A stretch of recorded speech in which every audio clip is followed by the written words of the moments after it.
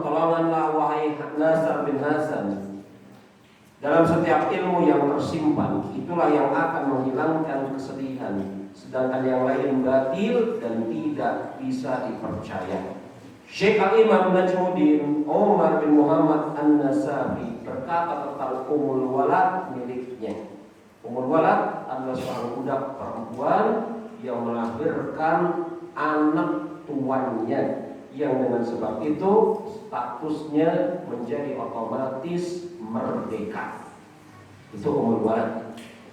Ya, semoga keselamatan atas wanita yang memikatku dengan kecantikannya, juga kemilau pipinya dan kedipan matanya, perempuan yang menawan dan memikat hatiku hingga hati bingung saat menggambarkannya. Kukatakan, biarkan aku, maafkan aku, karena aku terlanjur cinta dengan mencari ilmu. Jadi dia lebih cinta sama ilmu.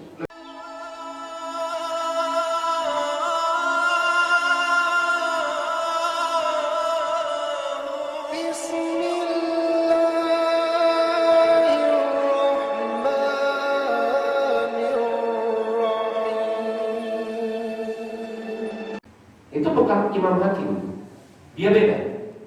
Ini patut diperbaiki terjemahannya.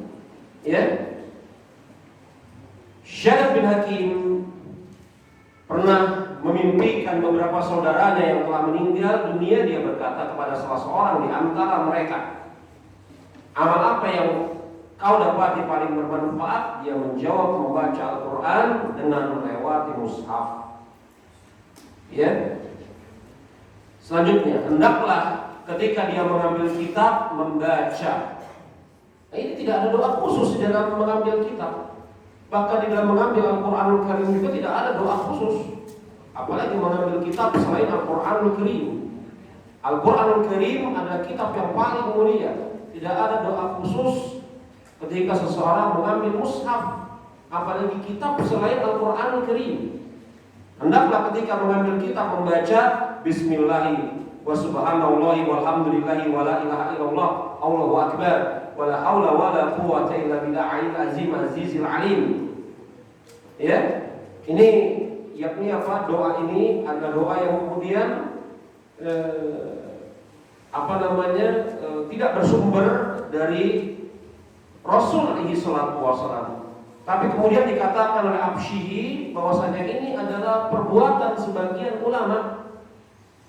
Coba Anda bisa lihat di halaman ke-267, catatan kaki 166.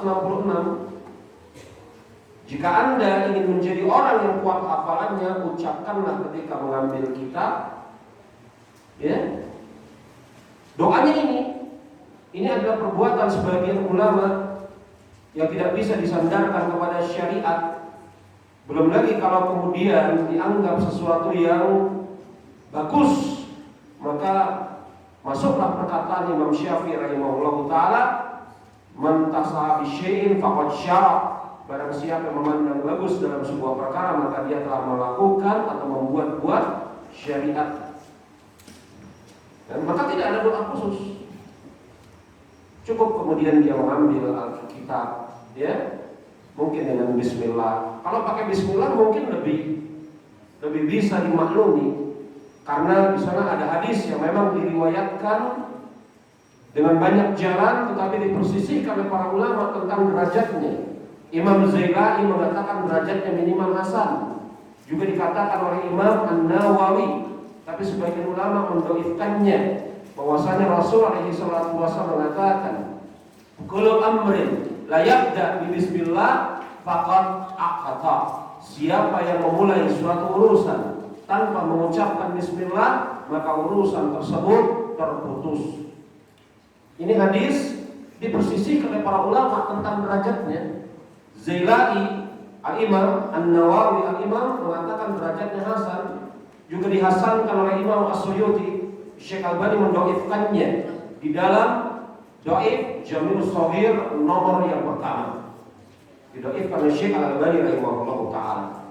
Tetapi sebagian ulama memandang bahwasanya bagus ketika memulai sesuatu dengan mengucapkan bismillah, ya, berdasarkan dalil-dalil riwayat-riwayat yang lain.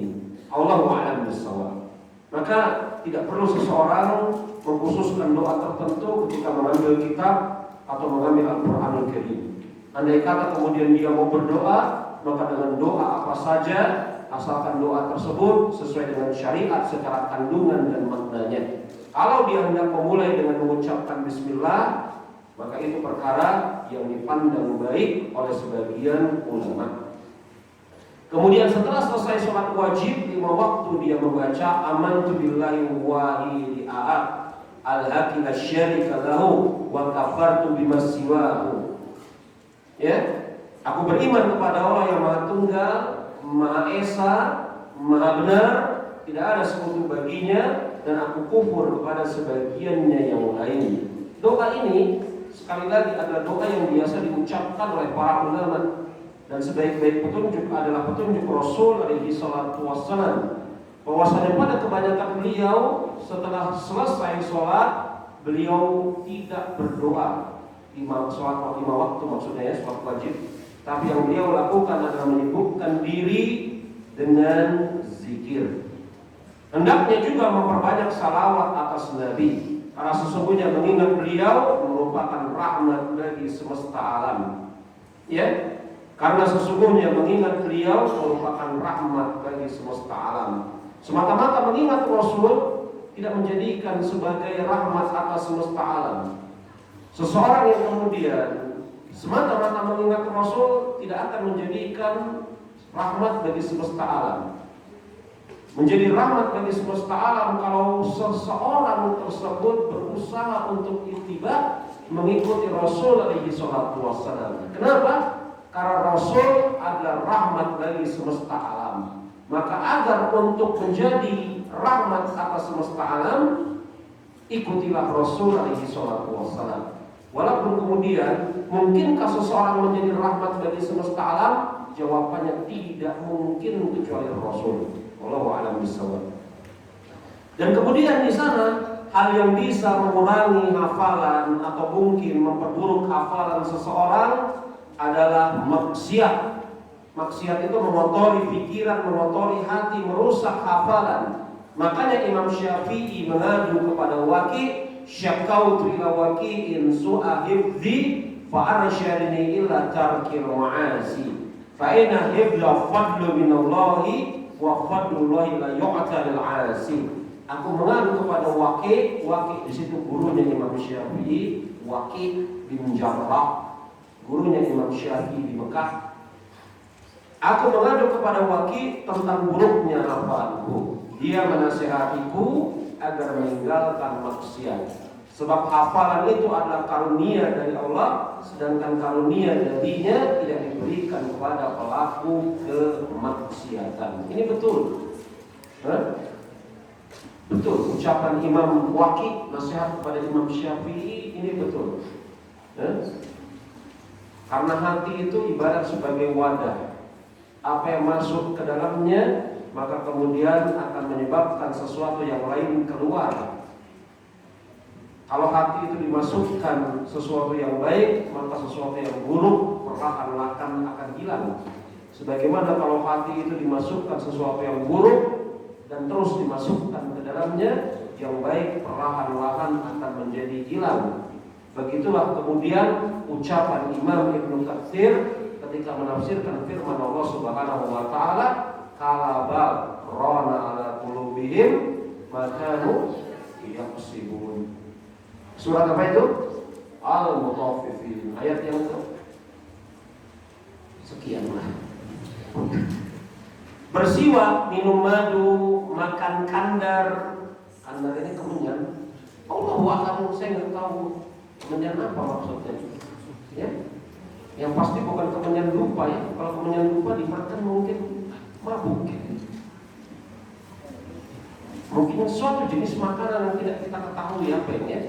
Dicampur gula, makan 21 kismis merah setiap hari sebelum sarapan akan memudahkan hafalan, menyembuhkan banyak penyakit.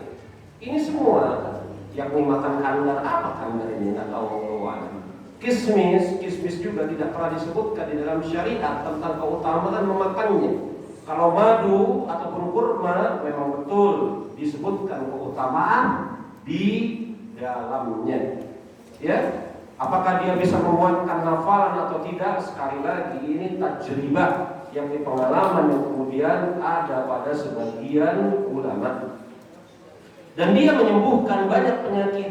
Setiap makanan yang bisa mengurangi dahak dan kelembapan tubuh bisa menguatkan hafalan. Sedangkan semua makanan yang menambah dahak akan menyebabkan mudah lupa. Ini sudah kita bahas pada pertemuan di hari yang ketiga. Adapun hal-hal yang menyebabkan mudah lupa adalah kemaksiatan. Itu mirip seperti ucapan Waqi nasihat kepada Imam Syafi'i.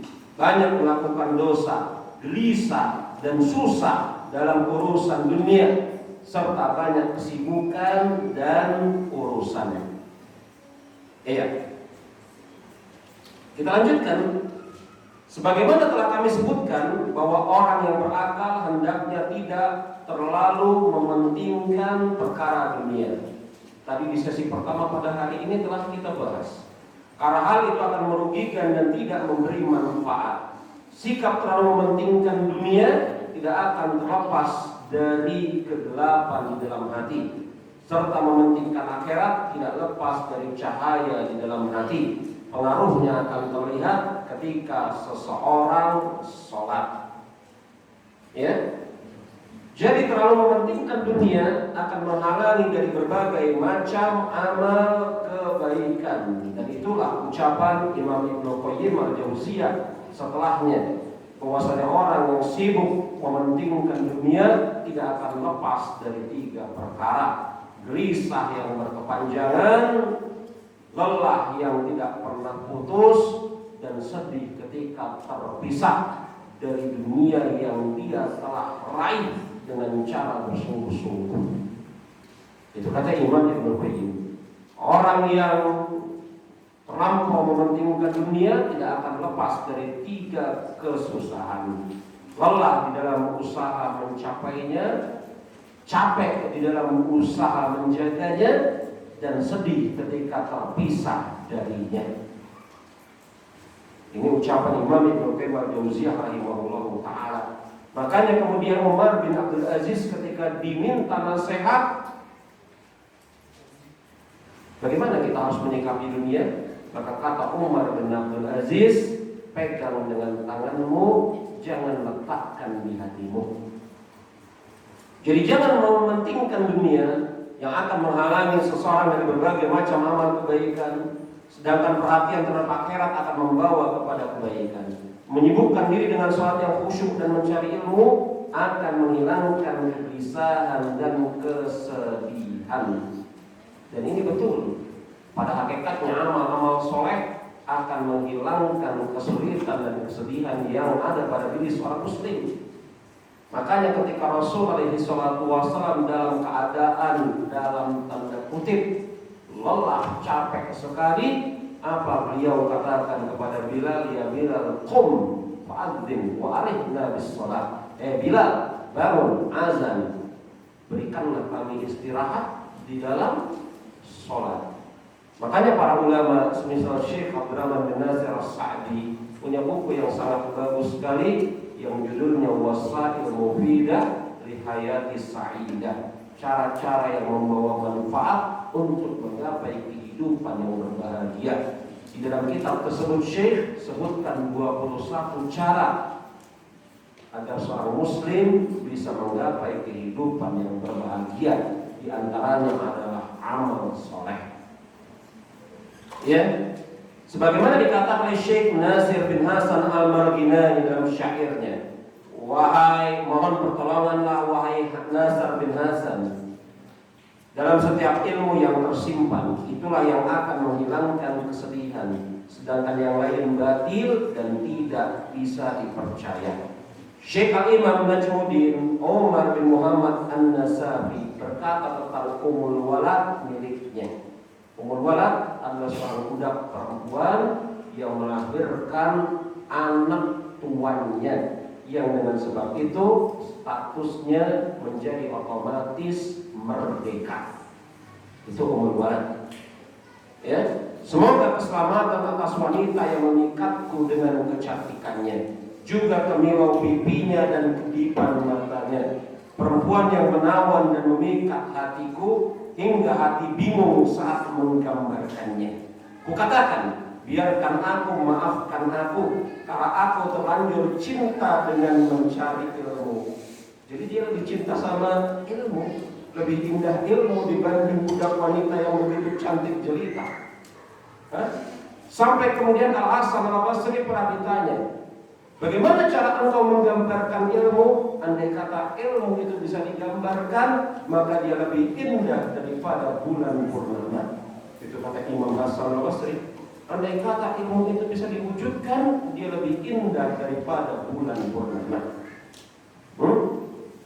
Dalam keutamaan mencari ilmu dan ketakwaan, bagiku tidak butuh lagi nyanyian biduan cantik dan aroma wanginya. Adapun sebab-sebab yang menyebabkan mudah lupa terhadap ilmu, makan ketumbar yang masih basah, buah apel yang masam. Nah ini lagi nih. Ini sesuatu yang memang janggal dari kitab Ta'lim wa Ta'alim yang telah saya katakan di kesempatan pertemuan kita pertama, sesi pertama pada hari ketiga. Melihat orang yang disalib, melihat salib memang sesuatu yang madarat, tapi bukan dengan sebab semata-mata melihat salib akan menimbulkan madarat. Seharusnya kita menjaga mata kita agar tidak melihat berhala. Tapi kalau tidak sengaja melihat, ya jelas sudah barang tentu perbuatan yang sengaja dengan tidak sengaja berhukum yang berbeda. Berjalan di antara dua iringan unta yang disejajarkan, ini dari mana lagi? Membuang kutu yang masih hidup ke dalam tanah, berbekam di tengkuk kepala, padahal ini bagus. Berbekam di tengkuk kepala itu perkara yang disyariatkan dalam syariat kita. Bahkan Rasul SAW apabila beliau berbekam, ada 3 titik yang biasa beliau gunakan untuk berbekam. Yang pertama di tengkuk kepala, fathul mughid di sini. Yang kedua kahil itu adalah di sini, pundak. Betul? Yang kemudian yang ketiga di belikat. Belikat apa namanya ini? Ya belikat. Jadi fathul mughid atau umul mughid itu sesuatu yang biasa Rasul berbekam dengannya. Maka mengatakan bahwasanya berbekam di tengkuk kepala ini menyebabkan lupa terhadap ilmu, ini sesuatu yang jauh dari kebenaran. Rasul biasa berbekam di atas tengkuk kepala yang dinamakan dalam istilah Tibbun Nabawi fathul mughid atau umul mughid. Tapi sudah barang tentu yang membekam ujung kepala ini harus orang yang ahli. Jangan yang gemetar-gemetar ketika memegang silet. Kalau gemetar-gemetar robek. Enggak ada urusan, jangan kemudian dibekam darahnya keluar, hafalannya ikut keluar bersama bekam. Tidak. Mungkin yang terpikir, makanya dikatakan bahwasanya apa?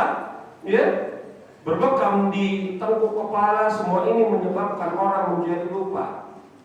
Ya, makanya di sana dikatakan Imam Ibnu Qayyim menyebutkan sebab-sebab ini. Dia berkata kebanyakan hal tersebut didasarkan oleh pengalaman. Ya kebetulan saja orang yang dibekam di atas kepalanya mudah lupa, gitu saja. Padahal para imam itu biasa berbekam di atas kepala. Makanya Imam Ahmad rahimahullah taala ketika mendengar hadis tentang berbekam, beliau panggil tukang bekam, beliau minta berbekam di atas kepala dengan kahil di sini. Beliau sedekah dengan 1 dinar atau setengah dinar. Karena dalam riwayat hadis tersebut Rasul meminta panggil tukang bekam, kemudian membayarnya setengah atau 1 dinar. Ini hadis sahih riwayat Imam Ahmad. Kebetulan saja gitu loh, orang yang dibekam yang memang berubah. Kan begitu. Berarti bukan dengan sebab bekamnya. Allahu a'lam bishawab. Mari belajar bahasa Arab bersama aplikasi Lughati. Lughati sebuah aplikasi untuk semua umur yang ingin belajar bahasa Arab mulai dari nol. Aplikasi ini memberikan pembelajaran yang bukan berupa tulisan saja, namun juga dilengkapi dengan video agar pengguna Lughati lebih mudah dalam memahami pelajaran bahasa Arab. Dalam aplikasi ini Anda juga dimanjakan dengan fitur koin untuk beramal soleh atau membeli produk-produk edukasi yang bermanfaat. Tunggu apa lagi? Segera download aplikasi Lughati.